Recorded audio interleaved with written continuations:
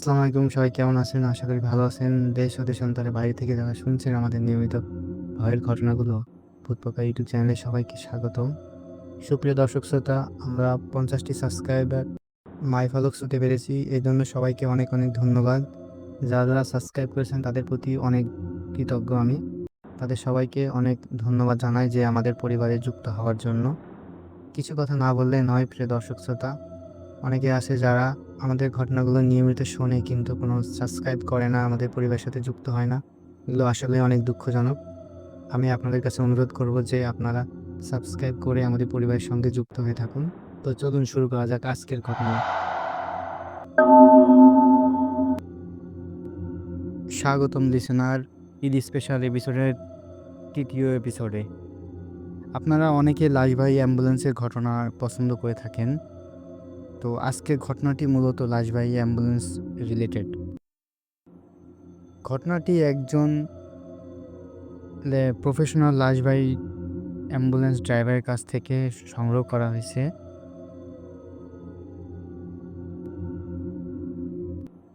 যিনি ঘটনাটি পাঠিয়েছেন তিনি হচ্ছেন আলী হোসেন।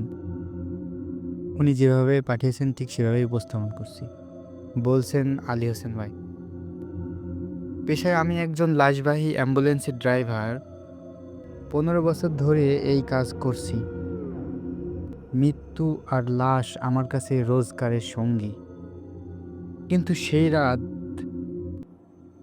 সেই ভয়ঙ্কর রাত আমার জীবনে সবচেয়ে অন্ধকার অধ্যায় হয়ে উঠেছিল। সেটা ছিল শীতের কুয়াশাচ্ছন্ন একটা রাত।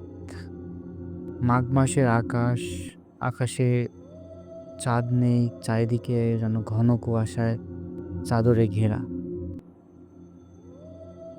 রাত 11টার দিকে আমার মোবাইলে হাসপাতালের ইনচার্জ রহিম স্যারের ফোন এলো।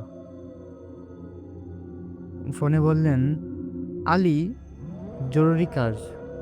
কালীগঞ্জের পুরানো শ্মশানঘাটের পাশে নদীর ধারে একটা লাশ পড়ে আছে। তোকে যেতে হবে এখনই পুলিশের সাথে, যে লাশটা উঠায় নিয়ে আয়, পোস্টমর্টেম করতে হবে। তুই এখনই গিয়ে তুলে আন। পোস্টমর্টমে একদম দেরি করা যাবে না। আমি আর কথা না বাড়িয়ে অ্যাম্বুলেন্স স্টার্ট দিলাম।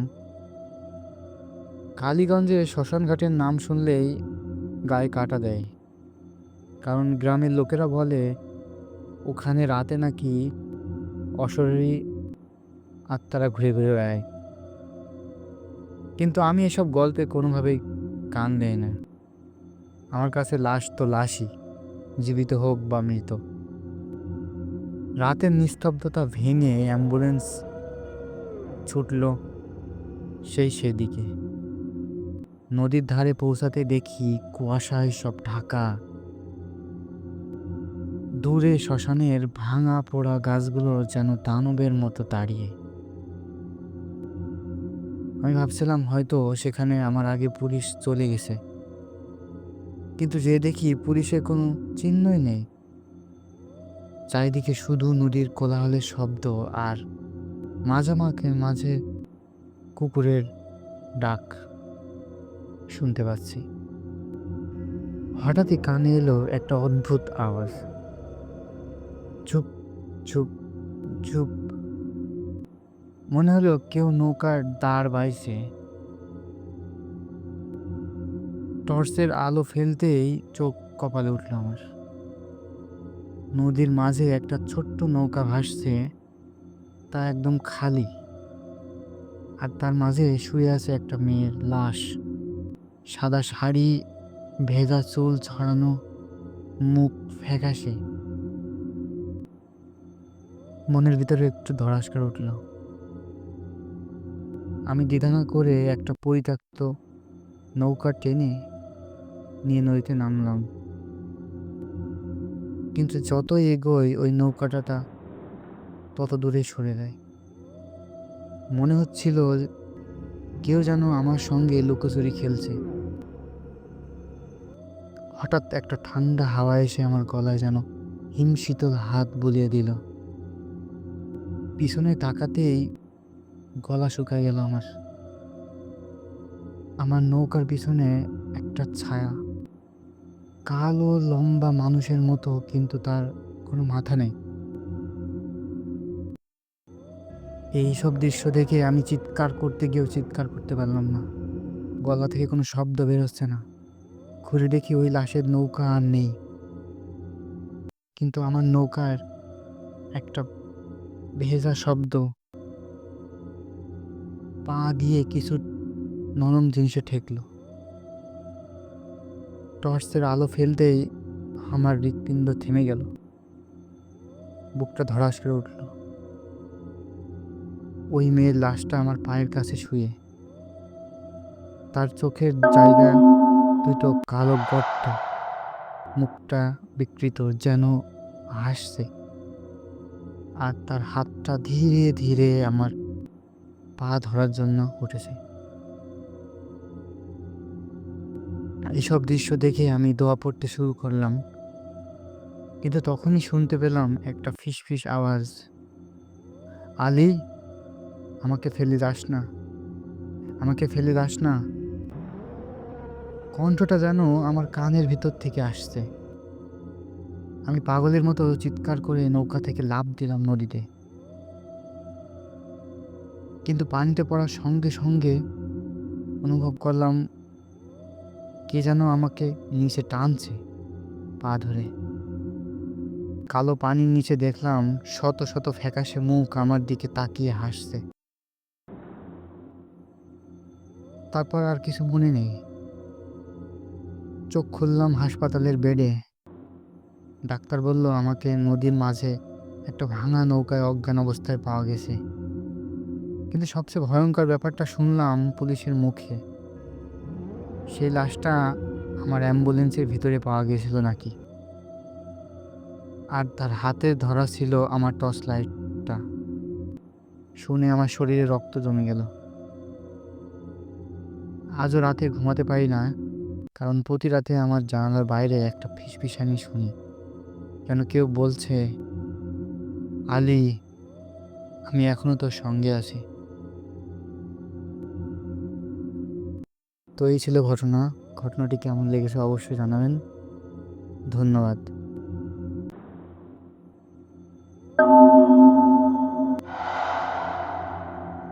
স্বাগতম লিসেনার আরও একটি নতুন ঘটনায়। ঘটনাটি পাঠিয়েছেন সিয়াম ভাই। উনি যেভাবে লিখেছেন ঠিক সেভাবে উপস্থাপন করছি। আজকে আমি শোনাতে চলেছি একটি এমন ভয়ঙ্কর রাতের গল্প যা সত্যি ঘটেছে আমার নিজের পরিবারের সঙ্গে। এই ঘটনাটা আমি শুনেছি আমার বাবার মুখে। আমি যতবারই শুনেছি বুকের ভিতর কেমন জানি একটা ঠান্ডা শিরশির অনুভূতি কাজ করে ঘটনাটি শুনলে। সময়টা বহু বছর আগের, হয়তো 1985 কিংবা 86 সাল হবে। জায়গাটা এক অজপাড়া গ্রাম, চাঁদপুরের একদম প্রত্যন্ত এলাকা। গ্রামের চারপাশে জঙ্গল, ঝোপঝাড় আর গভীর নীরবতা। রাতে সেখানে মানুষের চলাফেরা প্রায় নেই বললেই চলে। আমার বাবা তখন খুব ছোট, বয়স মাত্র 4 কি 5 বছর হবে। আর আমার দাদি এক সাহসী গ্রাম্য নারী। ঘটনাটি একেবারে মাঝরাতে। চারিদিকে কুকুরের হালকা ডাক, ঝিঝি পোকার টুংটাং শব্দ, আর মাঝে মাঝে দূর থেকে শিয়ালের হুক্কা হুয়া ডাক। এমন পরিবেশে হঠাৎ দাদির টয়লেটের দরকার পড়ে। কিন্তু সমস্যা হচ্ছে গ্রামের সেই সময়কার টয়লেট মানে বাড়ি থেকে অনেক দূরে, প্রায় বাঁশধারে পাশে। কেননা সেই সময় মানুষ বাসায় টয়লেট বানাতো না সেভাবে। একজন নারী হয়ে রাতে একা যাওয়া খুব সাহসের ব্যাপার ছিল। তাই তিনি আমার ছোট্ট বাবাকে ডেকে তুলে নিলেন। বাবার ঘুম ঘুম চোখে কিছুই ভালো বোঝার বয়স না। মায়ের হাত ধরে নীরবে হাঁটছেন বাবা। রাস্তা দিয়ে হেঁটে যাচ্ছে তারা। চারপাশে গভীর অন্ধকার, শুধু কুয়াশা আর হালকা চাঁদের আলোয়। হঠাৎ দাদি থমকে দাঁড়ালেন। বাবা তখনও কিছু বুঝে ওঠেনি, কিন্তু দাদির বুকে ধুক ধুক শব্দ যেন তার কানে আসছিল। সামনে বাঁশঝাড়ের ফাঁকে ধীরে ধীরে ভেসে বেড়াচ্ছে এক নারী অবয়ব। সাদা ধবধবে ছেঁড়া কাপড়ে মোড়া, তার পা যেন মাটিতে নেই। একবার বাঁদিকে যাচ্ছে, একবার ডান দিকে যাচ্ছে, আবার গাছের আড়ালে মিলিয়ে যাচ্ছে, আবার ভেসে উঠছে। ভয়াবহ নিস্তব্ধতার মাঝে সেই কাপড়ের একটু একটু নাড়া যেন বাতাসও থমকে গেছে। দাদি কেঁপে কেঁপে বাবাকে ফিস ফিস করে বললেন, কিছুতেই পেছনে তাকাবি না, আমার হাত ধরে চোখ বন্ধ করে বাড়ির দিকে চল। কিন্তু শিশু মনে ভয় আর কৌতূহল দুটোই যেন তীব্র থাকে। বাবা একটু পেছনে তাকিয়ে যা দেখলেন তা আজও মনে পড়লে তার শরীর কাঁপে। সেই অবয়ব এখন এক দৃষ্টিতে তার দিকে তাকিয়ে আছে। চোখ দুটো জ্বলজ্বল করছে অস্বাভাবিক ভাবে। ধীরে ধীরে এগিয়ে আসছে বাবার দিকে। দাদি কোনো মতে বাবাকে কোলে তুলে দৌড় দিলেন বাড়ির দিকে। পেছনে স্পষ্ট শোনা যাচ্ছিল চাপা গলার অস্বাভাবিক গুনগুন আওয়াজ, যেন কেউ ফিস ফিস করে ডাকছে, এই ছেলে, এই মাইয়া দাঁড়া। কেমন করে যেন তারা সেদিন বাড়ি ফিরেছিল আজও রহস্যজনক। কিন্তু রহস্যের এখনো শেষ নয়। পরের দিন সকাল হতেই বাবার প্রচণ্ড জ্বরে কাবু হয়ে পড়ে। ঘুমের মধ্যেই চেঁচিয়ে ওঠে, বলে, মা, ওই আপাটা আমাকে ডাকতেছিল। বলে, দাঁড়া, আমি তোর বন্ধু, আমি তোর বন্ধু।